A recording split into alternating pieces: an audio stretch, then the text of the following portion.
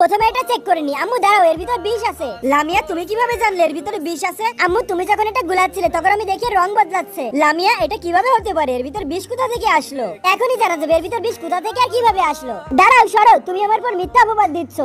আমি মিথ্যা বলছি না, তুমি মিথ্যা বলছো। তোমরা দুজন থামো, আমি এই স্যুপটা খেয়ে তোমাদের দুজনের সন্দেহ দূর করে দিচ্ছি। ঠিক আছে, যদি সত্যি এর ভিতর বিষ থাকে তাহলে আমার অবস্থা তো খারাপ হয়ে যাবে। তাড়াতাড়ি এর ভিতর ঢেলে দিই।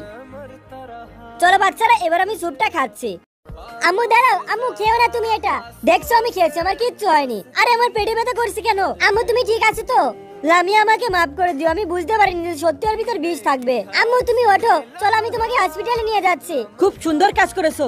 আম্মু তোমার কিচ্ছু হবে না। দেখো রানী, আমার মায়ের কিছু হলে আমি তোমাকে কখনো মাফ করতে পারবো না। আম্মু তুমি তোমার চোখ খুলে রাখো, তোমার কিচ্ছু হবে না। আরে এসব হলো কিভাবে? কে আছে রোগীর পরিবার থেকে? আপনারা কিভাবে এত অসচেতন হতে পারেন? আপনাদের সামনে কিভাবে উনি বিষ খেয়েছেন? ওনার রক্তের প্রয়োজন। ডক্টর আমার পেটে অনেক ব্যথা করছে। আমার তো অনেক ঠান্ডা জ্বর এসেছে। ডক্টর আমি দিব আমার মায়ের রক্ত।